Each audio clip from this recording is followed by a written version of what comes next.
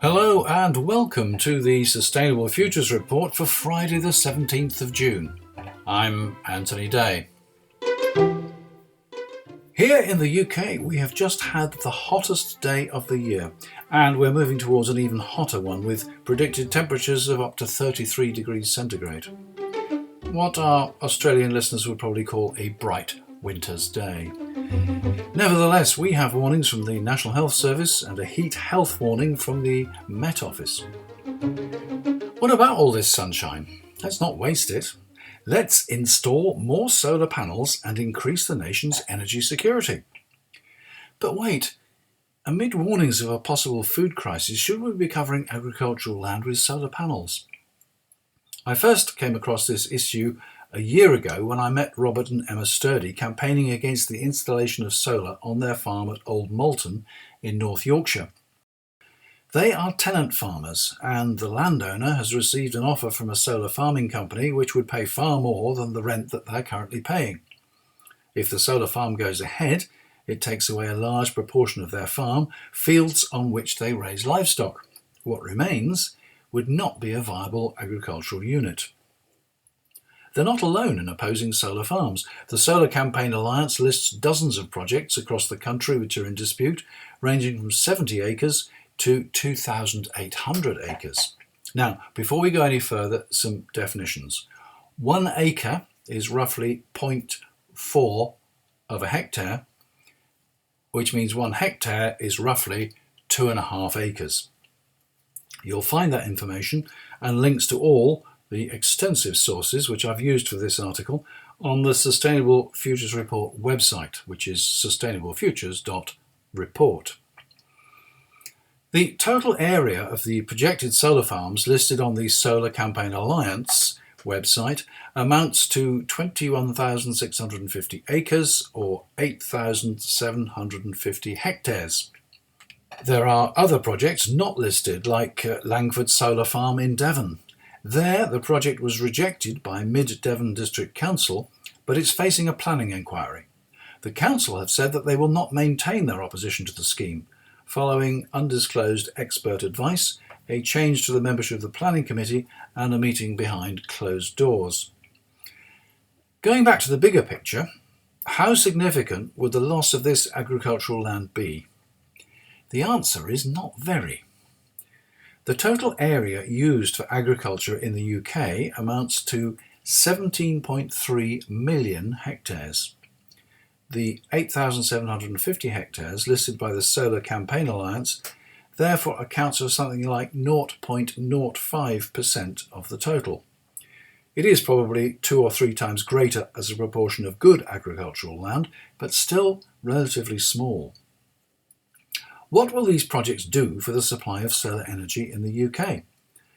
Extrapolating from figures provided by the promoters of the projects, if they were all built, this would increase solar generation capacity by 7.3 gigawatts. A gigawatt is 1,000 megawatts or 1,000,000 kilowatts. This would be more than a 50% increase on the current installed capacity of 13.9 gigawatts.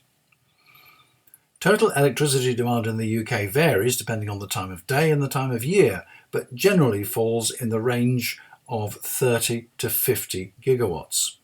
You can monitor it in real time on gridwatch.templar.co.uk. Checking it now just before midday on Thursday the 16th of June, solar is filling just under 19% of demand, even though it is operating at about 50% of capacity, 6.5 gigawatts. Solar capacity increased to 21 gigawatts from the present 13.9 would be a significant addition to the UK's renewable energy resources. Of course, solar power is intermittent and of no use when demand is at its peak on dark winter evenings. Wind can take the load then as long as the wind is blowing, although today it's filling under 4% of demand, yielding just 1.2 gigawatts from 24.6 gigawatts installed capacity. So is it in the national interest to push all these schemes forward? Maybe, but how feasible is it? We rely on China for most of our solar panels. Specialists in the industry tell me that you can get panels with an ethically proven supply chain at a premium of about 50%. If you don't ask questions, your panels may have been assembled in slave labour camps and could include conflict minerals like cobalt, mined with child labour in the Democratic Republic of Congo. It's certainly a question to ask of the scheme promoters. Many key materials are in short supply, finite resources, so prices will inevitably increase, probably well before the planned 7.3 gigawatts are installed. What's the alternative to building solar farms in the countryside? We could make it a requirement for every new home to have solar panels. In 2021, 178,000 new homes were completed. If we assume that 20% of them were flats, and we could put 4 kilowatts of panels on the remaining 80%, that would still create only 0.7 of a gigawatt. So it would take 10 years to match the output from the planned solar farms, and would have the same supply and ethics problems. Wind is probably the best alternative, although while it works best in a windy winter, and is no use on a still summer's day, it takes up little land and interferes little with agriculture. The UK has 24.6 gigawatts installed capacity with about 60% onshore. If we increase the onshore installation, it is more cost effective than offshore, but there's scope for increasing both. I've heard it said that it takes over a year to get approval for an onshore turbine, but less than a month to erect it. Under present UK legislation, a single objection is all that is necessary to refuse permission for a turbine. That must change. One of the problems of energy policy is that it always seems to focus on supplying an ever-increasing demand and not on managing that demand. Of course, with the move towards electric vehicles and heat pumps, the demand is bound to rise.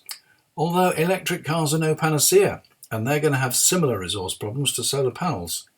There is already a chip shortage disrupting the car industry. Is it in the national interest to support solar farms?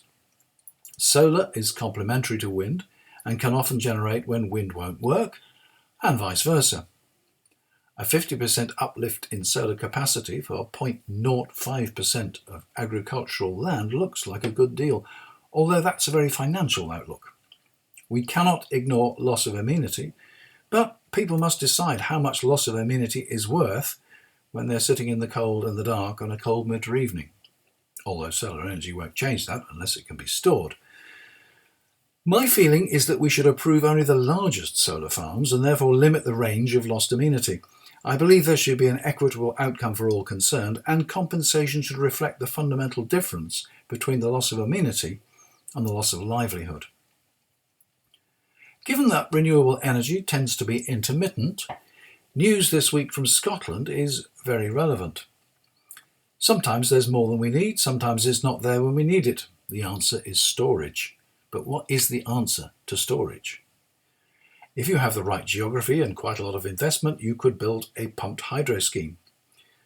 Some people have suggested a railway solution with a heavy train being hauled up a special track with surplus energy and then driving generators as it descends when power is needed.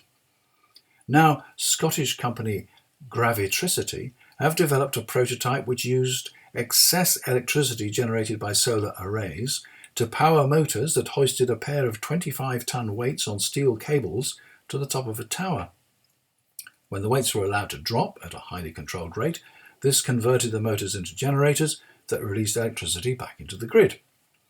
It's been calculated that a full-size operation would cost £137 per megawatt hour of storage, less than half the cost of lithium-ion batteries, and needing far less scarce materials. The next stage is to install the system over a disused mineshaft, which could go more than a kilometre into the ground. And that's where I'll leave it for the moment. This is a shorter episode than usual and contains only one topic, but it has taken a considerable amount of time to track down the figures and the sources in order to make an assessment of how we should approach this issue of solar farms. You'll find all the references, as usual, on the Sustainable Futures Report website, sustainablefutures.report.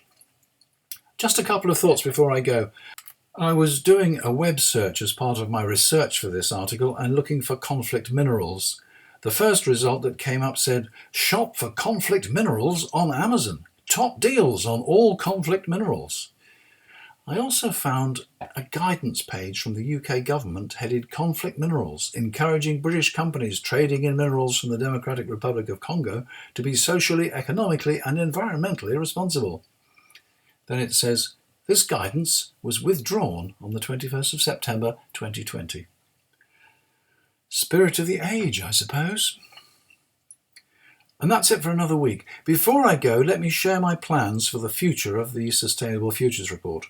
Next week's Wednesday interview will be about the Plasticology Project, fighting back against plastic pollution. The following week we'll hear about Gaia Farming and their milk substitute made from hemp. The next Friday edition will be on Friday the 8th of July. There will continue to be 2 editions per week until the end of the month, and then I'll have a summer break for August. From September, the Sustainable Futures Report moves to Wednesdays only, with an interview one week and a general episode the next week. I hope you'll keep listening. Always open to feedback, because unless what I do is what you want to listen to, there's not a lot of point. Please let me know if there are things you don't like or things I should do differently. Please let your friends know if there are things that you really like and that I should do more of. And if you're not yet a patron, please join us at patreon.com/SFR and help to keep the Sustainable Futures Report independent and ad-free. I'm Anthony Day. That was the Sustainable Futures Report. Until next week.